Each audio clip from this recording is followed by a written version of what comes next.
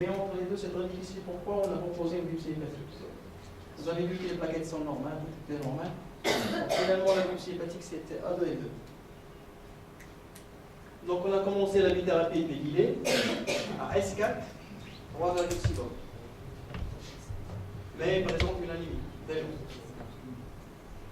On a commencé à faire chuter l'hémoglobine à S4, à S8 télé, à 9 grammes par décilitre avec des symptômes magnifiques de l'anémie. Donc, que faire? Réduction des doses de ribadérine, réduction des doses de l'interféron, introduction de l'électropoïétine. Un ou trois, on peut réduire de l'introduire. Si elle a 5, pour un mot, elle est à 5 de ribadérine, on peut réduire de passer à 4. Puis éventuellement, on peut introduire On réduit par 200 mg. C'est ça. Je passerai à je prends une photo de pas. Je prends une photo de pas réduire. Je ne pas réduire.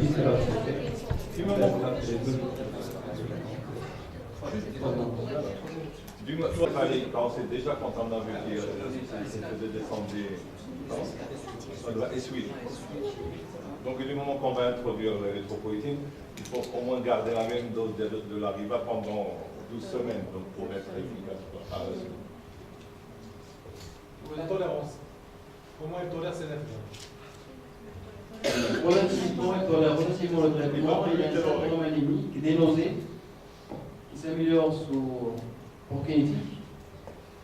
À part ça, à part l'asthénie, le syndrome anémique, il n'y a pas d'autre manifestation.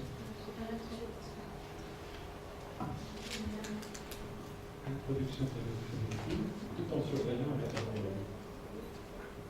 Vous êtes tous d'accord pour introduire l'électropoïétine? On baisse les doses de ribadérine ou plus il ne faut pas essayer de ne pas réduire dans les doses de riba quand on a une PCR qui est toujours positive. Et elle a fait chuter rapidement? Il ne fallait pas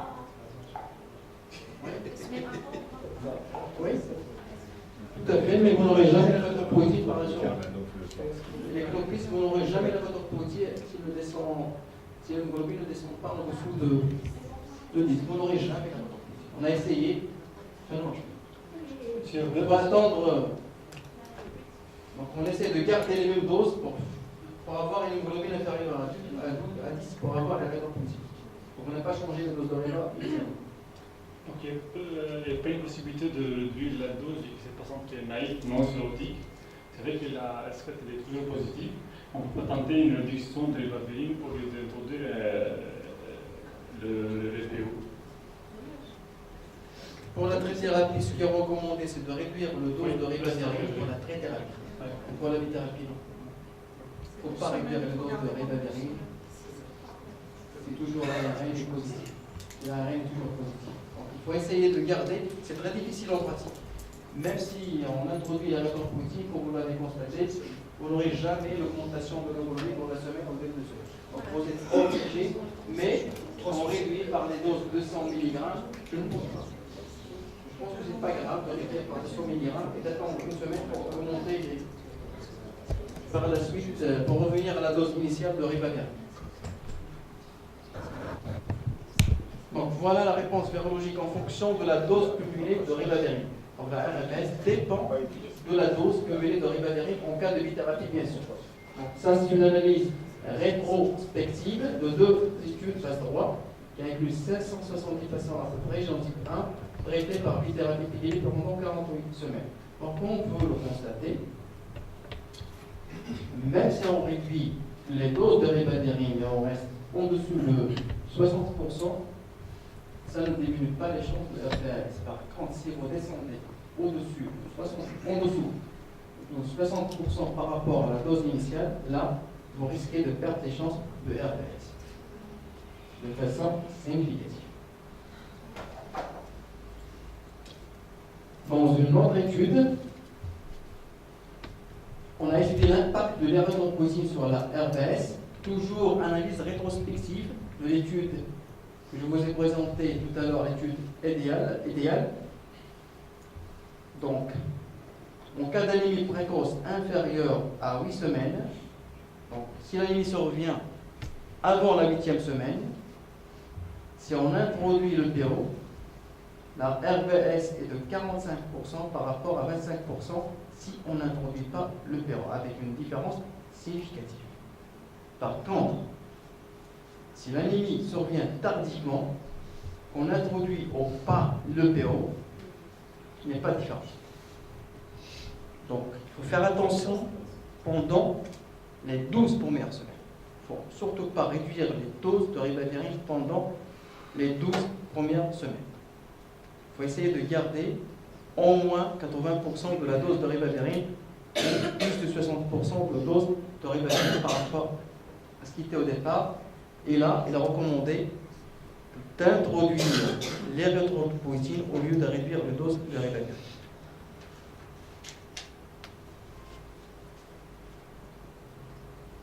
Donc, on a introduit l'érythropoïétine, d'autant plus que la patiente avait une charge virale toujours positive à S4. On a refait la charge virale à S12, elle est toujours positive. Alors, hémoglobine à 10, que faire? On continue. Vous vous arrêtez parce que le patient ne tolère pas, il est toujours positif à S12. Que vous continuez et vous décidez à S24. Comment? Avec l'érythropoïétine, on a peu quand même, il y a des grammes des parties de hémoglobine. S24, le virus est indétectable. Quelle est, à votre avis, la durée de traitement que vous allez proposer à la patiente? 48 semaines ou 72 semaines?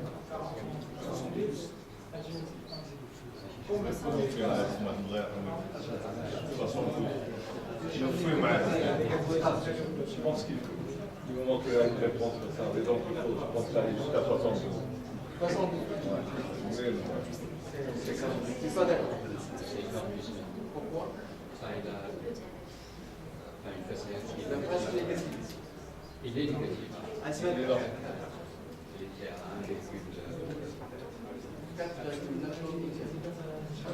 À mon avis, si on peut prolonger un petit peu, un peu intermédiaire. Parce que 72 c'est un peu trop, 48 c'est un peu juste, parce qu'il a une réponse pour nous qui n'est pas. En tout cas, 72 semaines fait mieux que 48 semaines. Et dernièrement, sur la base de données de Cochrane de 2012, c'est une méta-analyse qui s'est intéressée aux différentes études.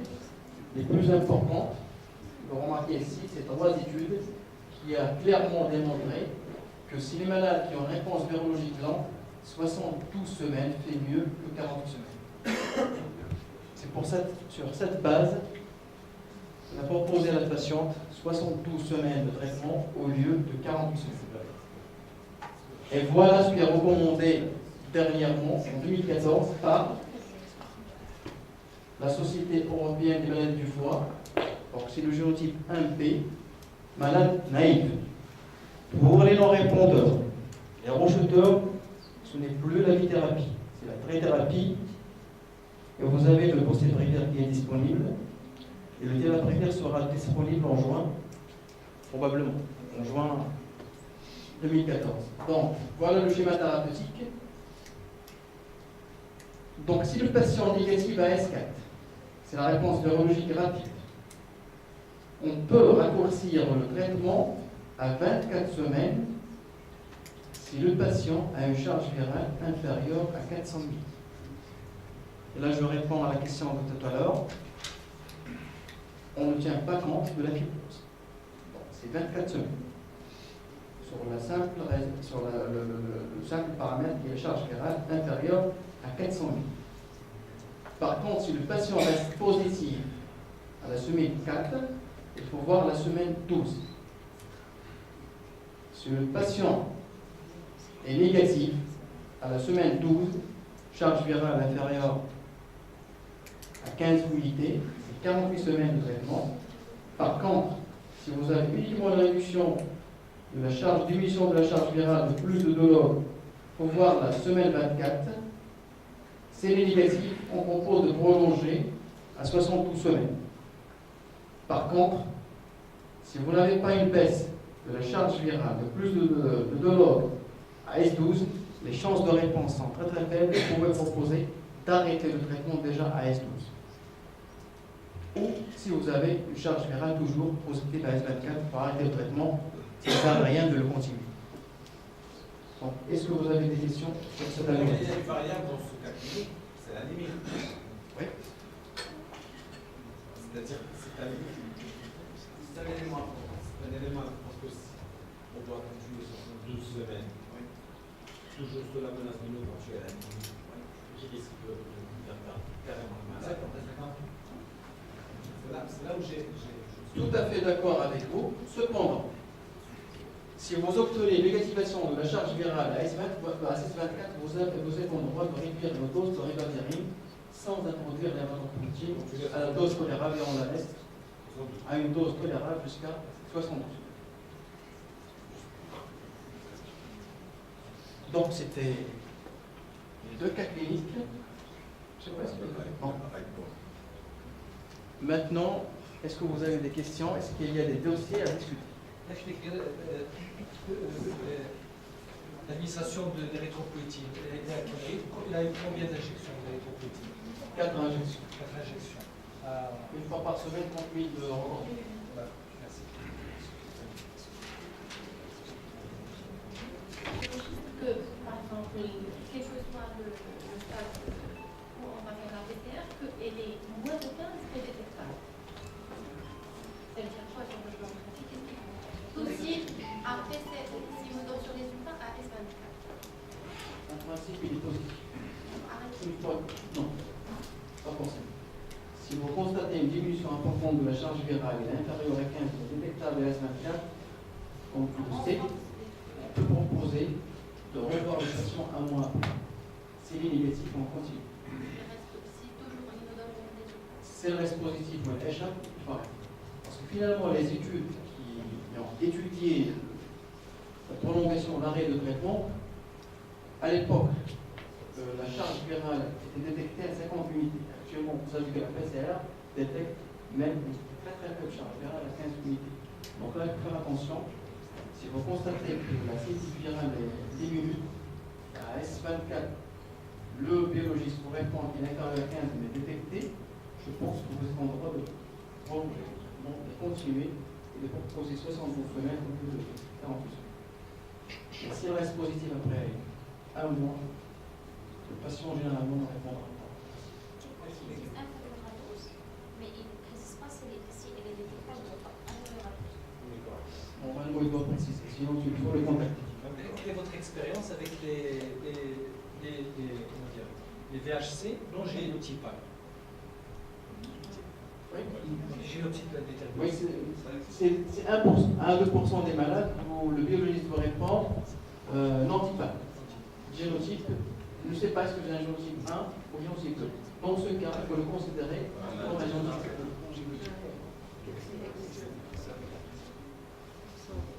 Question concernant les évangiles.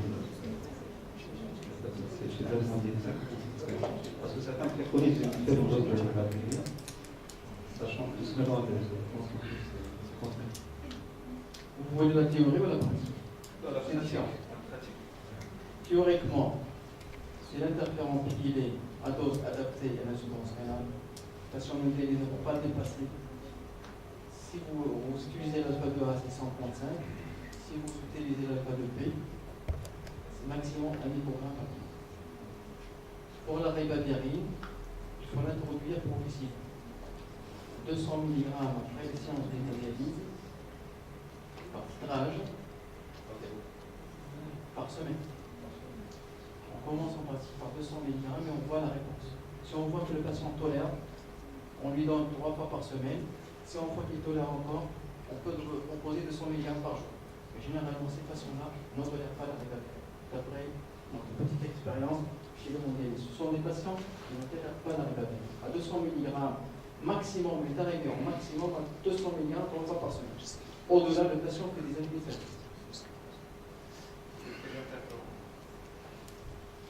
La dose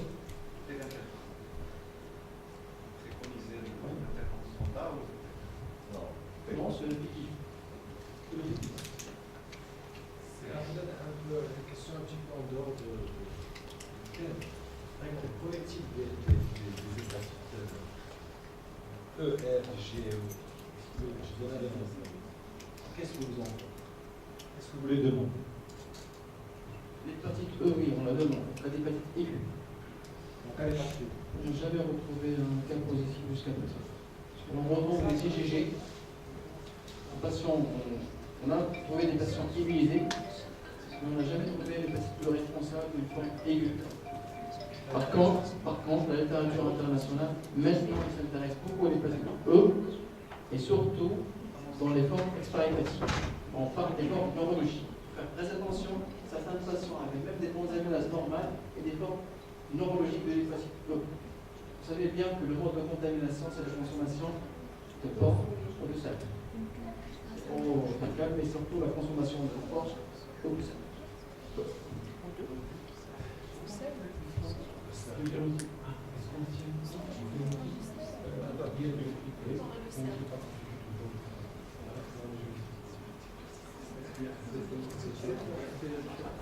C'est plutôt le génotype. On a vu tout à l'heure des diapositives qui démontrent l'intérêt de l'interleukine 28B en cas de génotype 1. Moi, personnellement, je commence à demander l'interleukine pour voir les chances de réponse des patients. Parce qu'on sait bien que les patients qui ont un interleukine 28B CC répondent mieux que les patients qui sont non CC. Dans la durée du traitement, est-ce qu'on fait quoi? Bithérapie. La bithérapie. Je pense que la RVR, comme on l'a dit tout à l'heure, c'est grâce à la génotype. Alors là, il faut voir la RVR et vous n'avez pas besoin de l'interleukine, quel que soit l'interleukine. C'est quoi ce que vous avez parce que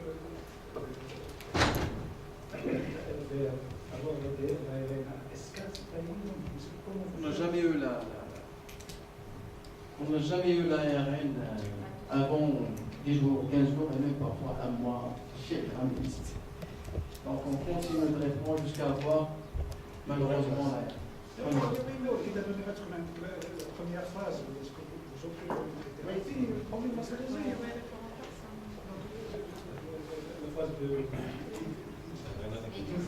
donc, ce qui fait, vous devez un peu en parler, sinon vous allez démarrer avec les raquettes, vous allez attendre. Non, c'est pas grave. Donc, on avait parlé il y a un an de parler aux biologistes privés et de l'hôpital pour pouvoir faire. Mais je veux dire, c'est faisable. On parle de faisable. Ouais, le labo Il peut prendre toutes les patients, valider les patients. on en avait parlé il y a un an. Même en Marrakech-Chison, apparemment, on a PCR en 48 heures. 48 Je crois qu'il faut en parler. Il faut en parler à la ville. Ce qu'il dit, de prolonger les 4 semaines à 6 semaines, le temps d'avoir. C'est ce qu'on fait. On prolonge à 6 semaines, on attend la S4. En fonction de la réponse, on décide. Si vous êtes disposé,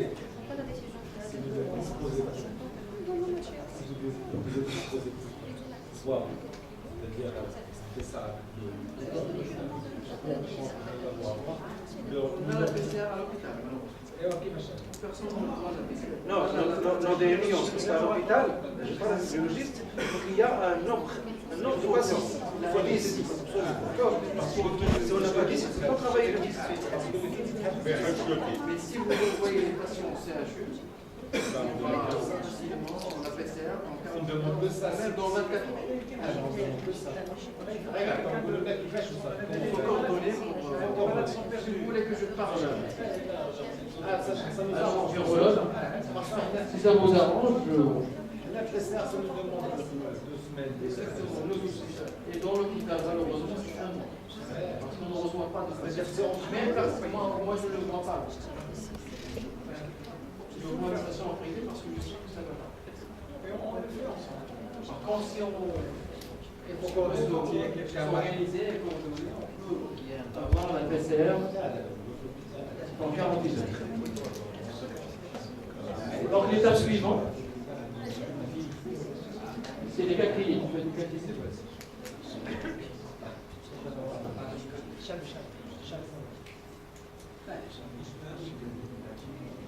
Monsieur Abidel nous a montré un cas qui a baissé son hémoglobine. Moi, c'est les plaquettes. C'est les plaquettes. C'est un patient de 54 ans, cadre bancaire, diagnostiqué en 2006. Il a commencé sa bithérapie et au bout de 400, enfin, les plaquettes, elles étaient à 2000, enfin 200 000 au début. Et AS4, il a baissé à.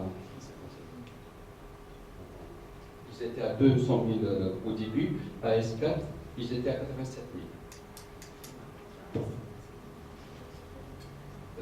Après, 72 000, enfin c'est tous les 15 jours.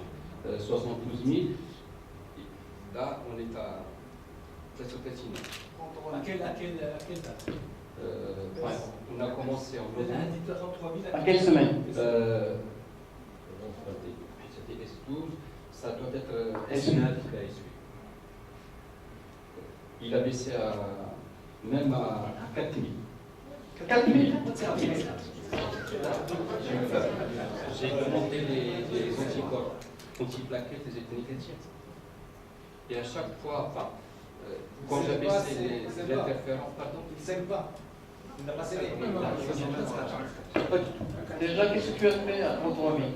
J'ai baissé, enfin, j'étais à plaque avec lui. J'ai demandé il m'a demandé, enfin, de conseiller de diminuer les interférences. Et quand on abaisse l'interférent, enfin, il remonte ses plaquettes. Tu as baissé de 180 à 150 par exemple 90. La moitié, carrément. Moitié carrément. Et à chaque fois qu'on introduisait la dose normale, Tu as à quelle semaine maintenant? enfin, il a négativé à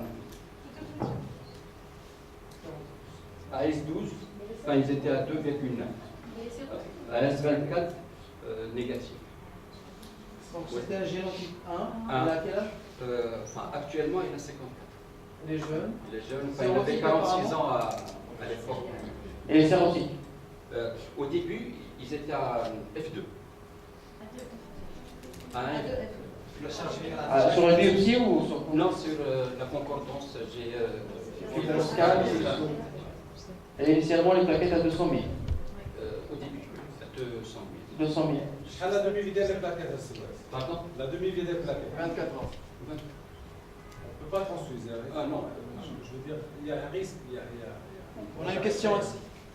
Moi, je voulais juste revenir sur un débris de projet qui allait se faire au Maroc sur un produit qui s'appelait le Thrombopac, qui était utilisé en France, en l'occurrence, dans ces situations-là. C'est comme l'érythropoïétine pour les globules rouges, mais le Thrombopac, c'est pour les plaquettes dans cette indication. Donc, je voulais demander à François Coudet si c'est un produit qui est toujours utilisé à l'étranger. Est-ce qu'il y a des perspectives à l'introduire au Maroc? Je réponds dans le même sens. Effectivement, il est recommandé maintenant d'introduire le Thrombopac en cas de thrombopie pour faire remonter le sans dépasser 75 000. Parce que malheureusement, il y a un risque élevé de thrombose, notamment la thrombose portée. Il faut faire attention, on peut introduire, c'est des comprimés, c'est pas des injections. Voilà, le Rivolat. C'est des comprimés. Ce qui est recommandé, c'est lorsque les plaquettes descendent en dessous de 50 000, 45 000, 50 000, on peut garder la même dose de l'interférent, on peut demander le Rivolat. Il peut, pour faire augmenter les plaquettes, aux alentours de 50 sans dépasser 75 000. Donc il faut titrer les doses pour obtenir ce taux de plaquettes. Mais en dessous, à 4 000, il y a eu des hémorragies ménagées secondaires à l'interférent. J'ai jonglé avec l'interférent. Dose pleine, moitié dose, jusqu'à la fin. Il va rechuter. Il a rechuté. Et là, Qu'est-ce il qui est nous de a- demandeur. Là, il est demandeur. Est-ce que je vais pour la cryothérapie? Les thrombopathes. Il faut lui recommander les thrombopathes. Apparemment, c'est un Milo. Milo. La boîte de 14 ou 28, je ne me souviens pas. Mais ce qu'elle a recommandé. Est-ce qu'il est indiqué à 4 000 des plaquettes? Non, avant. Moins de 50. Juste après 50 000.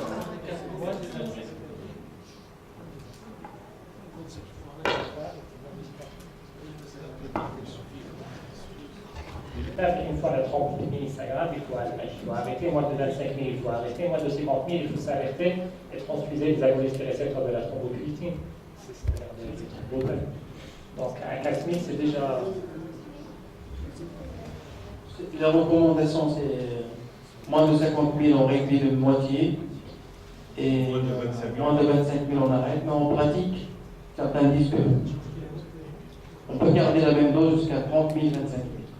Mais il faut faire attention chez les patients. On peut faire ça chez les patients jeunes, sans comorbidité. Par contre, chez les personnes âgées ou hypertendues, il faut faire attention parce qu'il y a un risque d'hémorragie ménagère. Inférieur à 10 000, il y a le risque d'hémorragie. Voilà. Moi, j'ai eu un cas à 7 000, c'était une hépatite C. 7 000.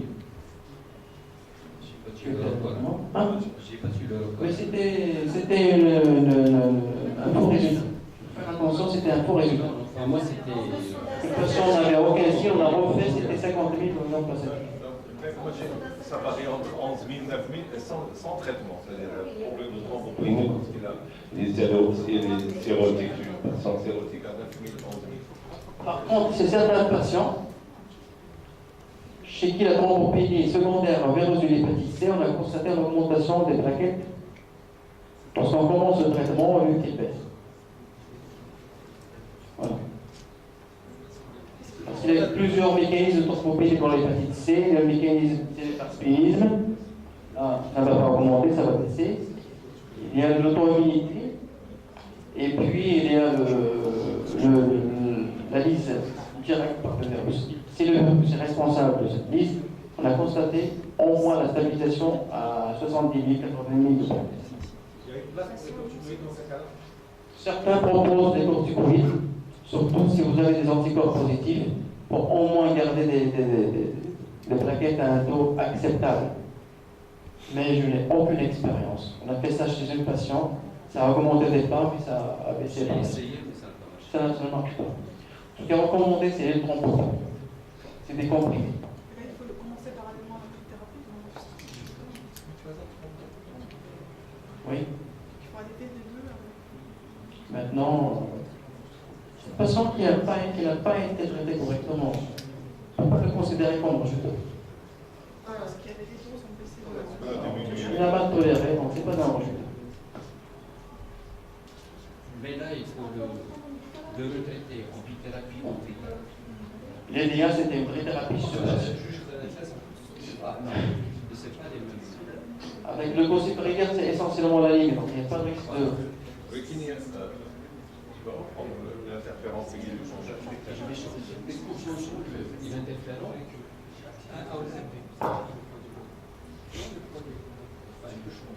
Voilà. En changeant l'interférent, on va voir qu'il doit y avoir l'excipient.